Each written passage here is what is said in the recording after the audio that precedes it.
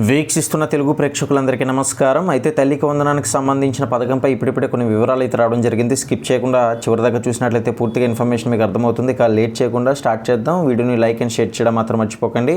ఇక విషయానికి వచ్చినట్లయితే కనుక ఇప్పటికే మీ అందరికీ తెలుసు, ఏపీ రాష్ట్ర వ్యాప్తంగా కూడా ఈ తల్లికి వందనం పథకం అనేది అందరికీ కూడా అమలైంది. మరి ఇందులో భాగంగా చాలామందికి రావడం లేదని అయితే టెన్షన్ పడుతున్నారు. అయితే కొత్తగా అర్హత పొందుతున్న వారు కూడా ఉన్నారు. ఇందులో భాగంగా పాత వారికి ఇంకా జమ కాలేదని ఆందోళన చెందుతున్నారని, మరి అటువంటి వారు ఏమాత్రం కూడా టెన్షన్ పడాల్సిన అవసరం లేదని ప్రభుత్వం అయితే తెలియజేస్తుంది. ఎవరికి తల్లికి వందనం మనీ రాదు అనేది కూడా మనకి ప్రత్యేకంగా తెలియజేశారు. ఐటీఐ, పాలిటెక్నికల్ ఇటువంటి కోర్సులు అయితే ఉంటాయి కదా, మరి అటువంటి కోర్సులు చదువుతున్న వారికి మాత్రం మనీ అనేది రాదు. వారికి ఫీజు రీయింబర్స్మెంట్ కూడా ఉంటే కనుక రాదు.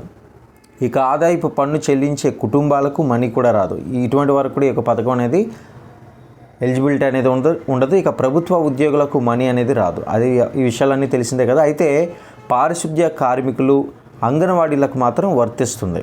ఇక అదేవిధంగా ట్యాక్సీ, ఆటో, ట్రాక్టర్ మినహా మిగతా 4 వీలర్ ఉన్న కుటుంబాలందరికీ కూడా ఈ మనీ అనేది రాదు. ఇక్కడ స్పెసిఫిక్గా మెన్షన్ చేశారు, మీరు గమనించాలి. 4 వీలర్ అంటే ట్రాక్టరు, ట్యాక్సీ, ఆటో ఇవన్నీ కూడా వస్తుంది కదా. అవి కాకుండా 4 వీలర్ అంటే కారు ఇటువంటివి ఉంటాయి కదా, కొన్ని వెహికల్స్. మరి అటువంటి ఉన్న వాళ్ళకి కూడా ఈ స్కీమ్ అనేది వర్తించదు. ఇక మున్సిపల్ ఏరియాలో 1000 స్క్వేర్ ఫీట్ పైగా ఇల్లు ఉన్న వారికి కూడా రాదు. గమనించాలి, 1000 స్క్వేర్ ఫీట్ ఉన్న వాళ్ళకి కూడా ఈ పథకం అనేది అందుబాటులో ఉండదు. అదేవిధంగా 300 యూనిట్లకు మించి విద్యుత్ వాడకం ఉన్నవారికి కూడా ఈ మనీ అనేది రాదు.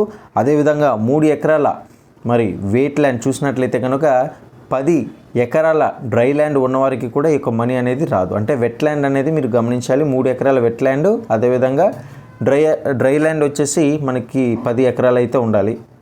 దీనికి సంబంధించిన పరిమితి అన్నమాట. మరి 3 ఎకరాల వెట్ ల్యాండ్, 10 ఎకరాల డ్రై ల్యాండ్ ఉంటే మాత్రం ఈ స్కీమ్ అనేది వర్తించదు. అది కూడా మీరు గమనించాలి.